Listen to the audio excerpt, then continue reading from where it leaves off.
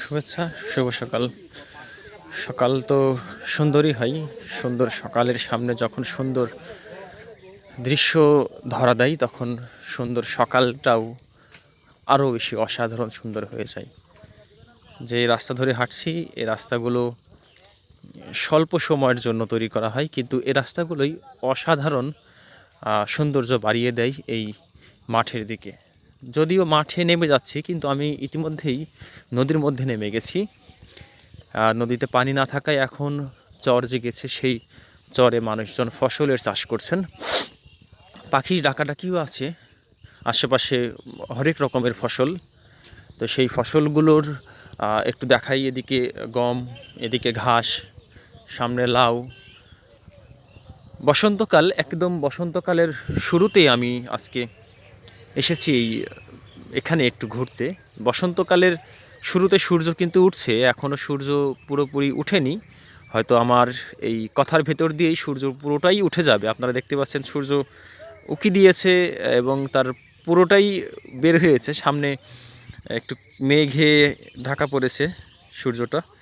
এই মেঘ সরে গেলেই, এই মেঘ পার করতে পারলেই এই সূর্যটা আজকে নতুন দিনের যেই দেখা আমরা পাবো, সূর্যের সাক্ষাৎ আমরা পেতে যাচ্ছি অল্প কিছুক্ষণের মধ্যেই।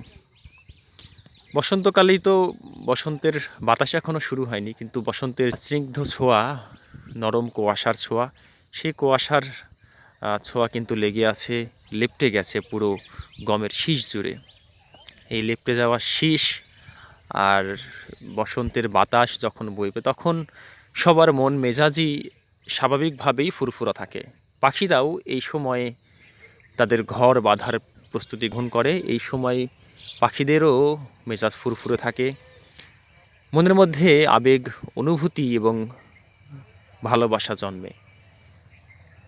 অনেক কবি সাহিত্যিকই এই বসন্তকালকেই সেইভাবেই ব্যাখ্যা করে গেছেন।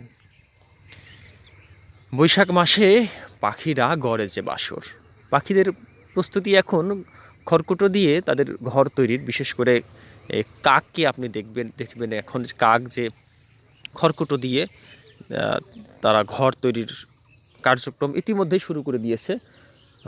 পুরো বসন্তকালের এই সময়টাতে আপনার কাক যখন সেই খড়কুটো নিয়ে যায়, অনেক গাছেই কিন্তু পাতা থাকে না। বিশেষ করে আম গাছে বেশি বাসা দেখা যায়, আমের গাছে পাতা থাকে লুকানোর মতো, কিন্তু এই যে শিমুল গাছের মতো বিভিন্ন গাছগুলোতে কিন্তু সেই সময় আর কোনো পাতাই থাকে না, শুধু ফুল থাকে।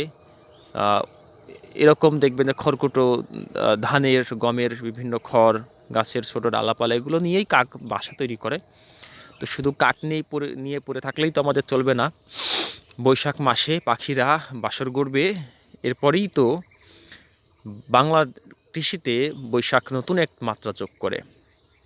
চাষিরা বৈশাখের সবথেকে বেশি পরিমাণ বীজ বপন করেন বৈশাখ মাস আসলে, বর্ষাকে কেন্দ্র করেই।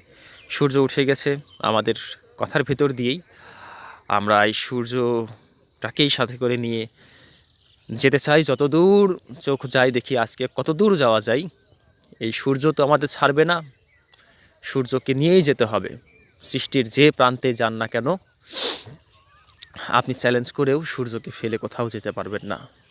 নিশ্চয়ই এই সূর্যকে ফেলে রেখে যেতে না পারার অনেক বড় মর্মত্ব আছে, যা আমাদের সৃষ্টির সাথে লুকিয়ে আছে।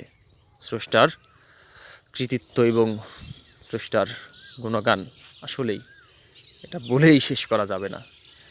পাখি ডাকাডাকিও সুন্দর, সূর্য লাল আভা ধারণ করেছে। সকালের সূর্যটা কেন এত লাল, লালিম আকাশ কেন, গোধূলি বাতাস। যাওয়া যাক আমাদের সামনে, আর একটু দেখি। যেতে যেতে অনেক কিছুই চোখে পড়বে, এর মাঝেও দারুণ কিছু মুহূর্ত পেলে তো অবশ্যই সেগুলো আটকে ফেলবো।